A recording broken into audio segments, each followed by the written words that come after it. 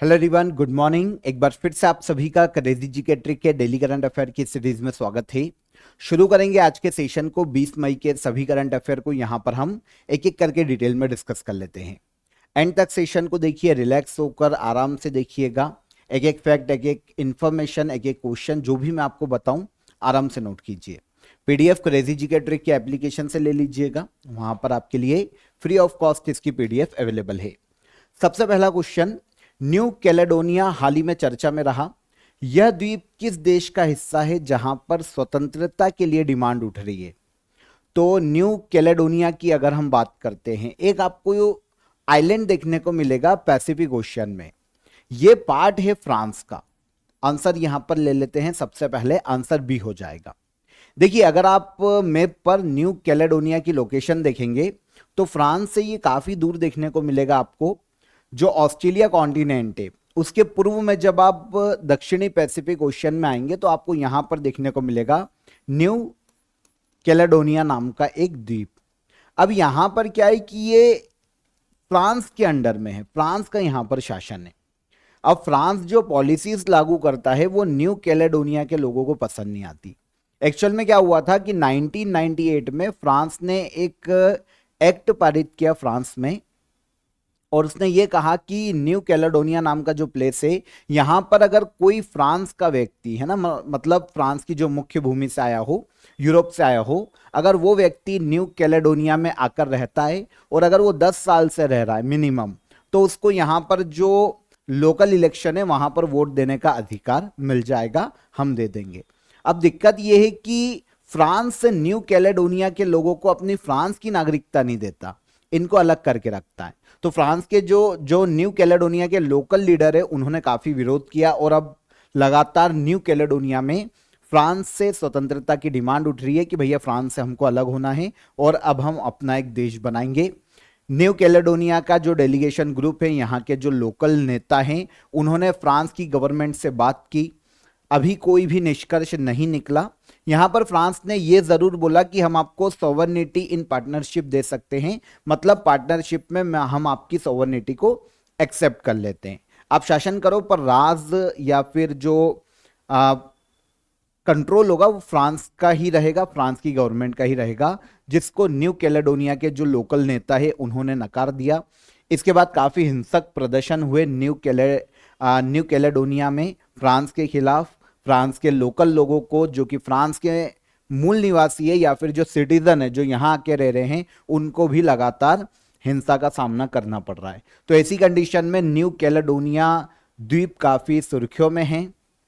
France का द्वीप है प्रशांत महासागर में, इस चीज को याद रखिएगा। पूरी तरीके से फ्रांस के अंडर में है, फ्रांस का कंट्रोल है, और अब ये फ्रांस से अलग होने की कोशिश कर रहा है और ये चाह रहा है कि हम एक अलग देश बनाए अपना न्यू कैलेडोनिया के नाम से। ठीक है, तो ये जो कैजुअल अभी विरोध चल रहा है वो मैंने आपको बताया, जिसके कारण ये सुर्खियों में है।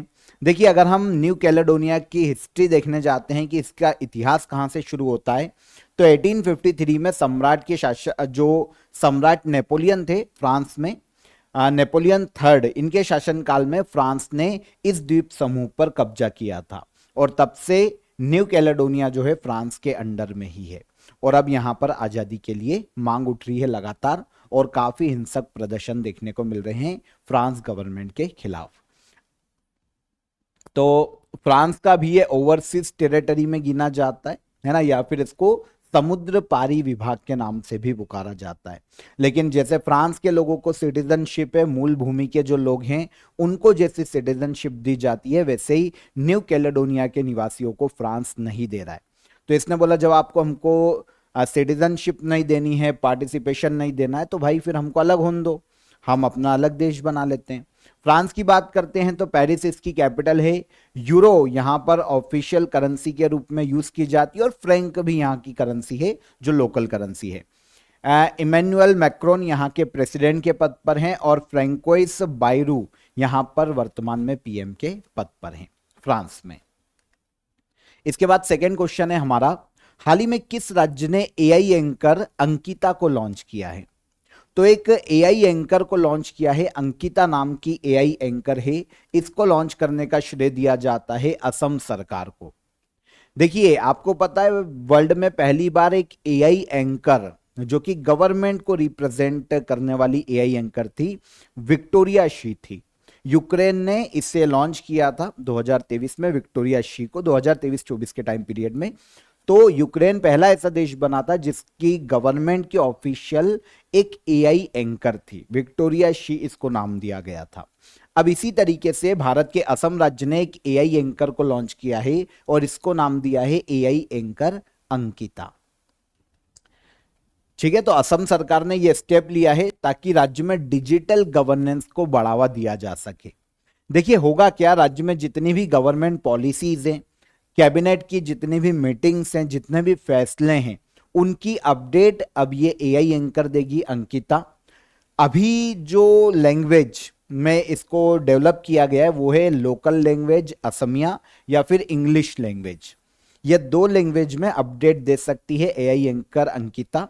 इन फ्यूचर हिंदी लैंग्वेज और बोडो लैंग्वेज में भी इसको माइग्रेट किया जाएगा थोड़ा सा, ताकि मतलब अपडेट किया जाएगा सब लैंग्वेज में, ये धीरे धीरे अपडेट प्रोवाइड कर पाए जनता को। अभी असमिया और इंग्लिश लैंग्वेज में इसे डेवलप किया गया है। AI anchor Ankita virtual news anchor है एक प्रकार की।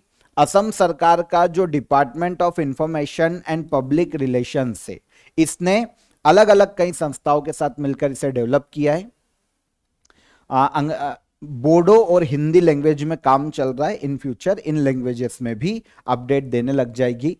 आपको पता है असम सरकार ने 2025-26 का बजट लॉन्च किया था, उसमें घोषणा की थी कि भाई हम खुद का सैटेलाइट लॉन्च करेंगे, इसका नाम था असम सैट।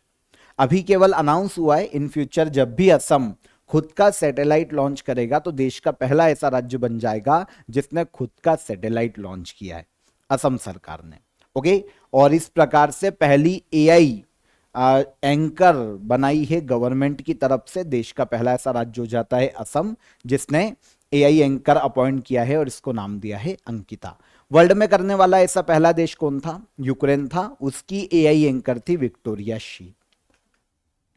सरोज घोष का हाल ही में निधन हो गया, यह किस क्षेत्र से संबंधित रहे हैं? तो सरोज घोष की बात करें तो ये बहुत ही फेमस साइंटिस्ट और एक म्यूजियम स्पेशलिस्ट रहे हैं। भारत सरकार के द्वारा सरोज घोष को पद्मश्री दिया जा चुका है, पद्म भूषण दिया जा चुका है। बहुत ही फेमस साइंटिस्ट और म्यूजियम स्पेशलिस्ट सरोज घोष। देखिए इन्हें भारत में father of India science museum movement भी कहा जाता है। इनके द्वारा एक मूवमेंट चलाया गया था, साइंस म्यूजियम मूवमेंट, जिसके तहत पूरे देश में साइंस म्यूजियम की स्थापना मुख्य उद्देश्य था और जगह जगह पर साइंस म्यूजियम खोले गए इनके प्रयासों के माध्यम से। इसीलिए father of India science museum movement किसे कहा जाता है? सरोज घोष को। 89 वर्ष की आयु में, क्योंकि एज ज्यादा थी तो काफी समय से बीमार भी थे, अब 89 वर्ष की आयु में सरोज घोष का निधन हो गया। वे National Council of Science Museum के फर्स्ट डायरेक्टर जनरल रहे। इसके अलावा इंटरनेशनल काउंसिल ऑफ म्यूजियम के प्रेसिडेंट के रूप में भी काम कर चुके हैं। ये सरोज घोष भारत के पश्चिम बंगाल राज्य के कोलकाता से आते हैं। साइंस के क्षेत्र में इनका जो योगदान था उसके लिए इन्हें 1989 में पद्मश्री पुरस्कार से सम्मानित किया जा चुका है और आगे चलकर 2007 में इनको दिया गया था पद्म भूषण और अब हो गया है इनका निधन 2025 में। यहां पर national Council of Science museum की बात कर ले, क्योंकि इसके पहले डायरेक्टर जनरल थे सरोज घोष। तो national Council of Science museum ministry of culture के अंतर्गत आता है इंडिया में। इंडिया में 24 साइंस म्यूजियम और कई रिसर्च लैब्स इसके अंतर्गत काम करती है या फिर ये संस्था इनको कंट्रोल करती है। इसकी स्थापना 1978 में की गई थी और इसका हेडक्वार्टर देखने को मिलता है पश्चिम बंगाल के कोलकाता में। और सरोज घोष भी कहां से है? पश्चिम बंगाल के कोलकाता से। 89 वर्ष की आयु में इनका निधन हो गया। बहुत ही फेमस साइंटिस्ट और एक म्यूजियम स्पेशलिस्ट रहे हैं सरोज घोष।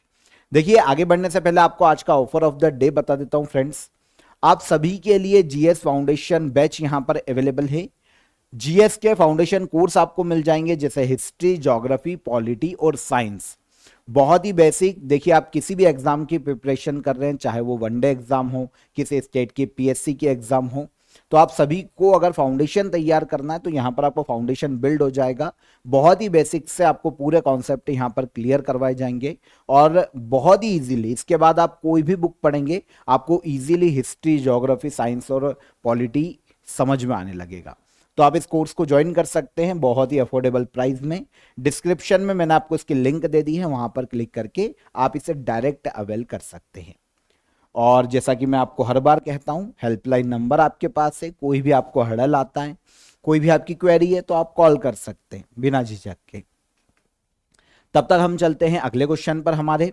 2025 में सेफ अंडर 19 फुटबॉल चैंपियनशिप का विनर कौन बना?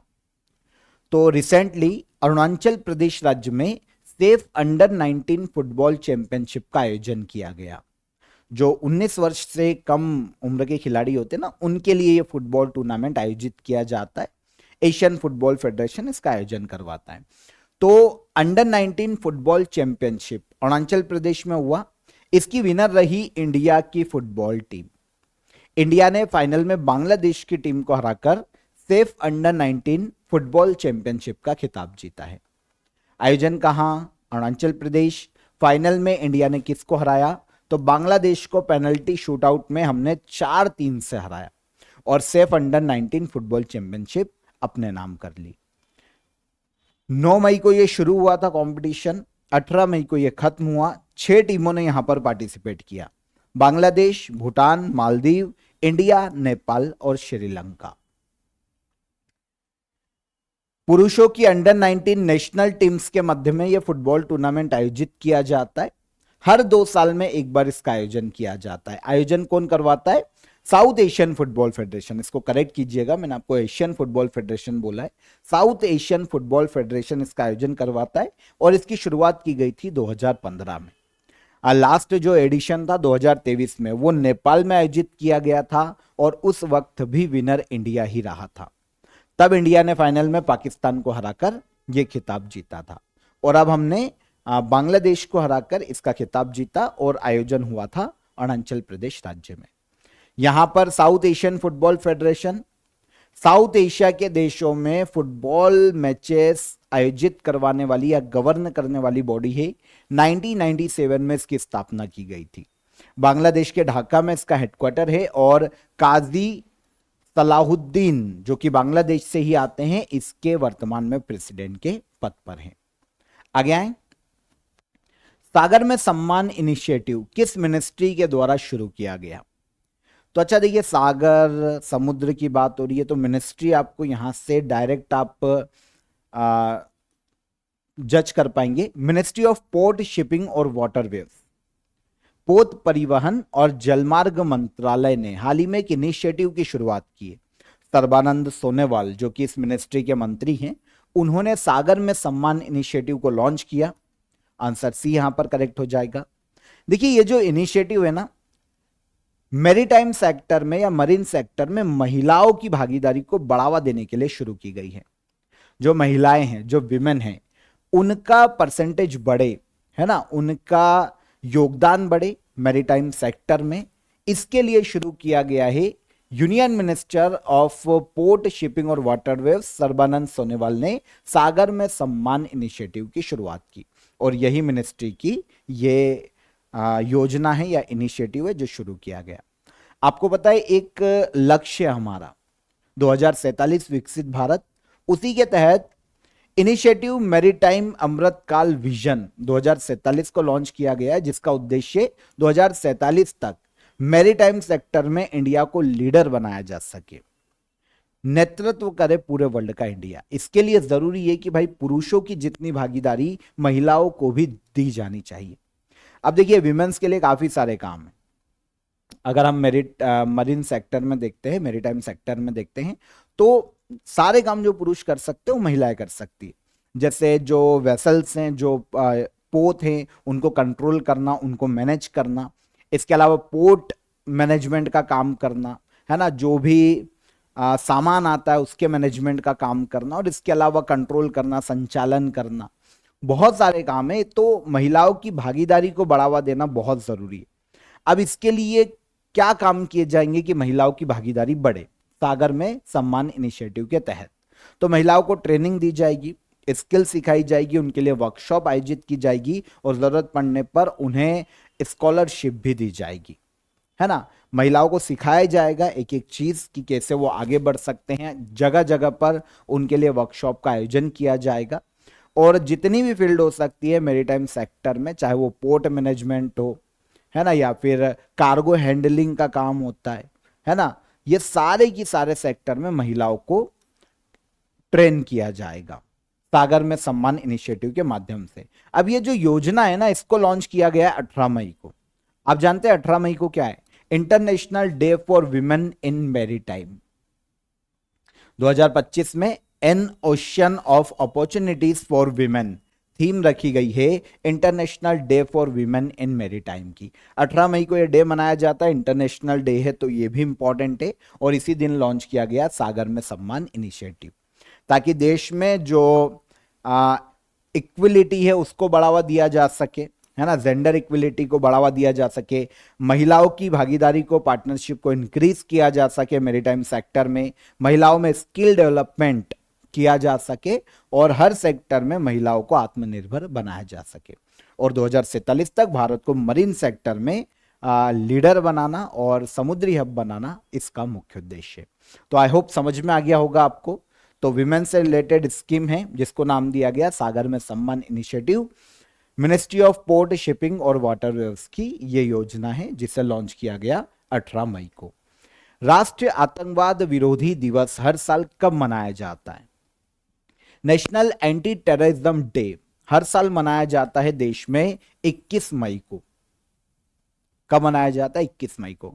आपको पता है 21 मई को ये है ना, हमारे पूर्व पीएम रह चुके हैं राजीव गांधी, उनकी पुण्यतिथि की याद में मनाया जाता है, उनकी डेथ एनिवर्सरी की याद में मनाया जाता है। क्योंकि 21 मई 1991 में आपको पता है राजीव गांधी की, जो कि भारत के पीएम रह चुके हैं, उनकी हत्या कर दी गई थी। एक श्रीलंकाई तमिल ग्रुप था लिट्टे, अब तो ये खत्म हो चुका है लगभग। तो 21 मई 1991 में श्रीलंका के मिलिटेंट ग्रुप लिट्टे ने भारत के फॉर्मर पीएम राजीव गांधी की हत्या कर दी थी। तो इस दिन की याद में नेशनल एंटी टेररिज्म डे मनाया जाता है 21 मई को हर साल। सबसे पहली बार इसकी शुरुआत भी 1992 में की गई थी, मतलब 1991 में राजीव गांधी की हत्या की गई और उसके बाद 1992 में अगले ही साल से 21 मई को नेशनल एंटी टेररिज्म डे मनाया जाना शुरू किया गया। तो ये बेसिक इंफॉर्मेशन है, आपको पता होना चाहिए। भारत के पूर्व पीएम रह चुके हैं राजीव गांधी। 1984 से लेकर 1989 तक भारत के 9th पीएम के रूप में इन्होंने पद संभाला है। 1991 में इन्हें मरणोपरांत भारत रत्न से सम्मानित किया जा चुका है। ज्ञान भारतम मिशन कब शुरू किया जाएगा? तो ज्ञान भारतम मिशन की शुरुआत की जाएगी नेक्स्ट मंथ 9 जून 2025 से। क्या है ज्ञान भारतम मिशन? देखिए, भारत में जो मनुस्क्रिप्ट्स हैं, जो पांडुलिपियां हैं, अब ये पांडुलिपि क्या होती है, मनुस्क्रिप्ट्स क्या होती है, जब कागज का आविष्कार नहीं हुआ था तो उसके पहले जो भी लेख लिखे गए हैं, चाहे वो किसी पत्ते पर लिखे गए हों, चाहे वो किसी कपड़े पर लिखे गए हों, किसी शिलालेख पर लिखे गए हों, है ना, स्पेशली कागज को छोड़कर जो अदर चीजों पर लिखे गए हैं, जैसे सबसे ज्यादा कपड़ों का यूज किया जाता था, पत्तों का यूज किया जाता था, या ऐसी जिसको रिजर्व किया जा सके उनका यूज किया जाता था। तो उन पर जो लिखा गया है ना, हमारा जो इतिहास है, अब मैन्युस्क्रिप्ट्स की बात करें तो इंडिया के इतिहास के बारे में वहां से पता चलेगा, हमारे कल्चर के बारे में वहां से पता चलेगा, हमारे रिलीजियंस के बारे में वहां से पता चलेगा, हमारे जो महान लोग रहे हैं, है ना, इतिहास में, उनके बारे में वहां से पता चलेगा। तो इन सभी को संरक्षित किया जाना जरूरी है ना। कभी शास्त्र लिखे गए, वेद लिखे गए, तो जब कागज का आविष्कार नहीं हुआ तो उनको अलग अलग जगह पर लिखा गया था। तो ये मैन्युस्क्रिप्ट्स हैं, इनको प्रोटेक्ट करना, इनको संरक्षित करने के लिए भारत के पीएम नरेंद्र मोदी 9 जून को ज्ञान भारतम मिशन की शुरुआत करने वाले हैं। आपको पता है 2025 में अभी जो बजट आया था ना इस साल, उसमें घोषणा की गई थी मिनिस्ट्री ऑफ कल्चर के द्वारा इसे शुरू किया जाएगा और अब 9 जून को इसे देश में लॉन्च किया जाएगा। वैसे पहले भी ऐसी स्कीम चलाई जा चुकी है, जैसे नेशनल मैन्युस्क्रिप्ट्स मिशन, ये 2003 में लाया गया था पहली बार। ये हालांकि आगे चलकर फिर गवर्नमेंट बदलती गई और ये उस वक्त ज्यादा इंप्लीमेंट नहीं किया जा सका था, तो अब इसका ही नया फॉर्म लॉन्च किया गया है, ज्ञान भारतम मिशन रीलॉन्च की गई है, आप ऐसा समझ लो। तो इंडियन गवर्नमेंट ने इस मिशन का बजट रखा है 3.5 करोड़ से बढ़ाकर अब कर दिया है 60 करोड़ रुपए।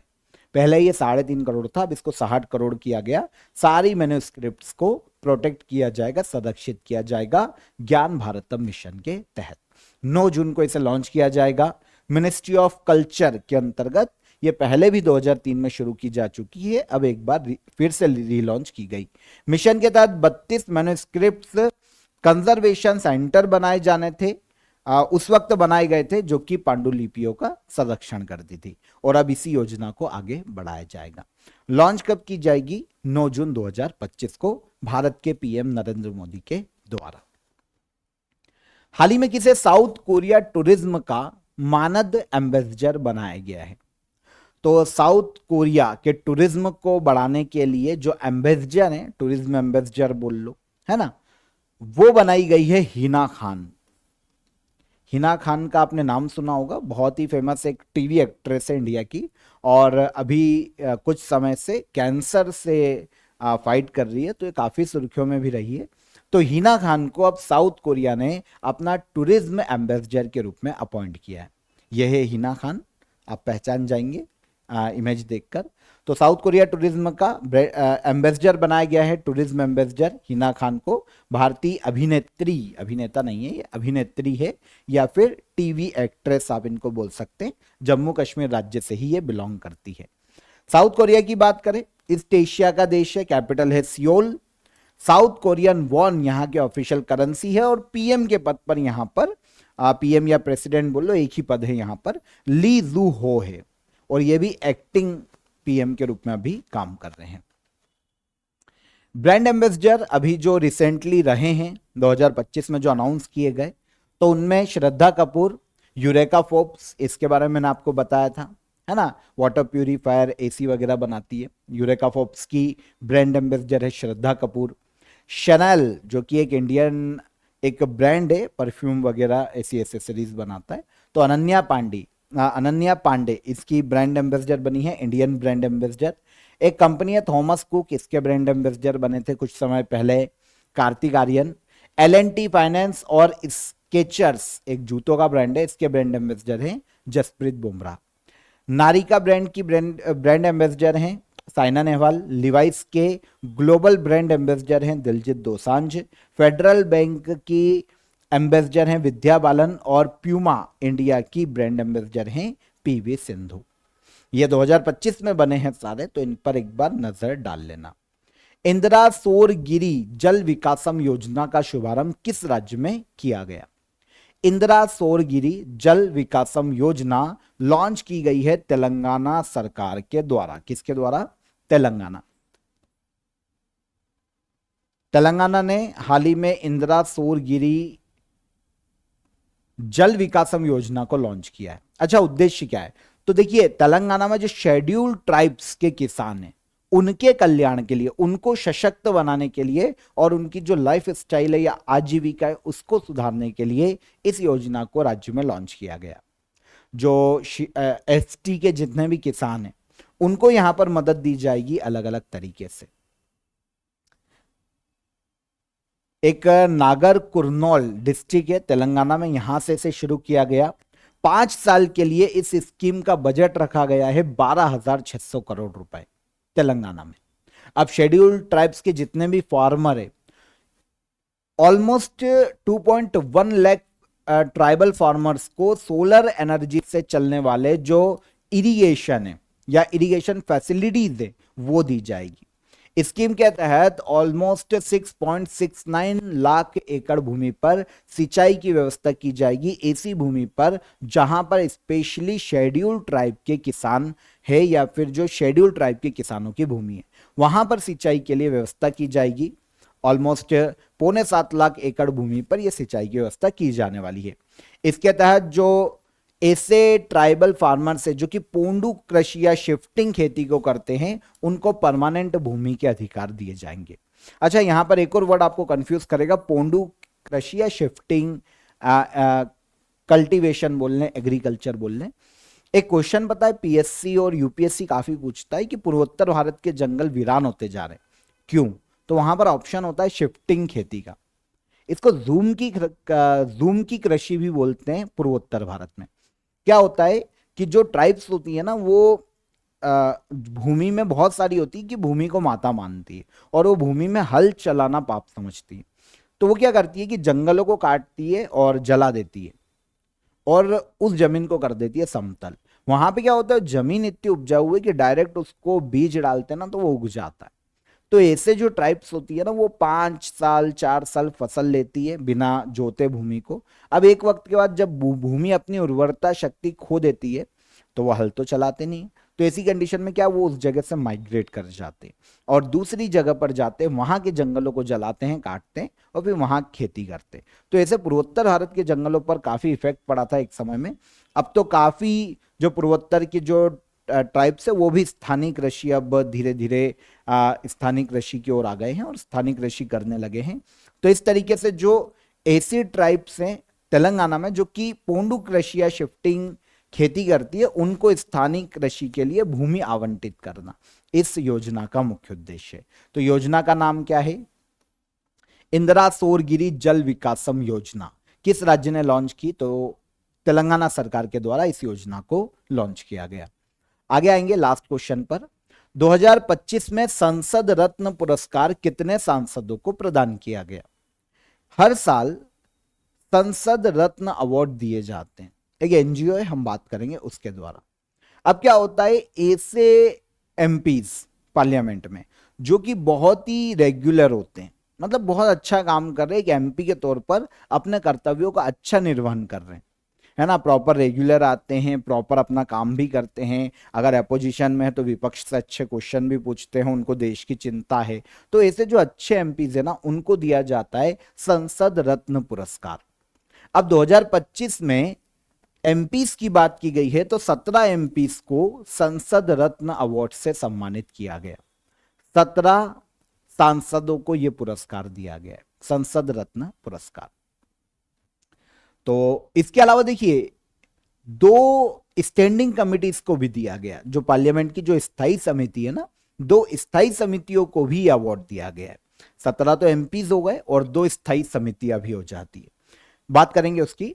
अवार्ड का ये इस साल 15वां एडिशन है ना। अवार्ड हर साल सांसदों को उनके अच्छे संसदीय प्रदर्शन के लिए दिया जाता है। अब देखिए 17 एमपीज की हम बात नहीं कर रहे हैं कि एक एमपी को आप याद भी नहीं रख पाएंगे और वो एग्जाम में पूछा भी नहीं जाने वाला, लेकिन 2 जो पार्लियामेंट्री कमेटी आप उसको याद रख सकते हैं। स्टैंडिंग कमेटी ऑन फाइनेंस, ठीक है ना, इसके चेयरमैन की बात करें तो एक भर्तहरि मेहताब नाम के एक एमपी है, हमने पहले भी इनके बारे में पढ़ा होगा, ये बीजेपी से भर्तहरि मेहताब। तो ये स्टैंडिंग कमेटी ऑन फाइनेंस के चेयरमैन है। एक तो इस स्टैंडिंग कमेटी को दिया गया, कमेटी को दिया गया, व्यक्ति को नहीं दिया गया।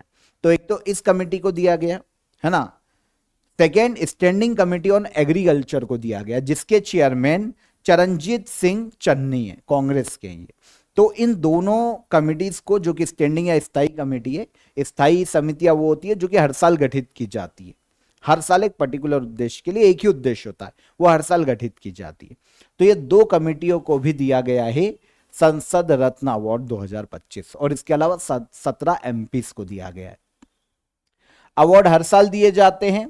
कौन सा ऑर्गेनाइजेशन देता है? तो एक प्राइम पॉइंट फाउंडेशन है, एक एनजीओ है ना, प्राइम पॉइंट फाउंडेशन, और एक ई मैगजीन प्रेसेंस जो कि संसदीय मामलों पर जानकारी को प्रकाशित करती है। ये दोनों मिलकर, एक एनजीओ और एक ये मैगजीन, ये दोनों मिलकर इस अवार्ड को हर साल प्रदान करते हैं।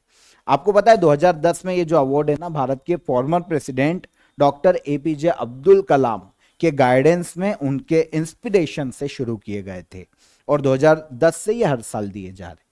अब 2025 में 17 लोगों को और 2 स्टैंडिंग कमेटी को ये अवार्ड दिए गए। क्लियर? संसद रत्न अवार्ड। तो यहां पर 20 मई के हमारे सभी करंट अफेयर क्लियर हो जाते हैं। एक एक क्वेश्चन को हमने बहुत ही अच्छे से एक्सप्लेन करके पढ़ा है, बहुत ही इजी वे में समझा। अब हम लास्ट डे के करंट अफेयर के रिवीजन को देख लेते हैं, रिवाइज कर लेते हैं। 2025 दोहा डायमंड लीग में नीरज चोपड़ा ने कौन सा अवार्ड जीता है? तो क्या आंसर है इसका भाई? सिल्वर मेडल, है ना, कल पढ़ा था हमने। 2025 में दोहा डायमंड लीग में नीरज चोपड़ा ने सिल्वर मेडल अपने नाम किया है। करेगुट्टा हिल्स भारत में कहां स्थित है? करेगुट्टा हिल्स भारत में छत्तीसगढ़ और तेलंगाना की बाउंड्री पर देखने को मिलती है। भारत के 86th शतरंज ग्रैंड मास्टर कौन बने? श्री हरि LR। 2025-26 के लिए कच्चे जूट का न्यूनतम समर्थन मूल्य कितना बढ़ाया गया? यह बढ़ाया गया 315 रुपए पर क्विंटल। इंटरनेशनल म्यूजियम डे हर साल कब मनाया जाता है? तो इंटरनेशनल म्यूजियम डे मनाया जाता है हर साल 18 मई को। चर्चा में रहा सकुराजिमा वोल्केनो कहां स्थित है? तो यह स्थित है जापान में।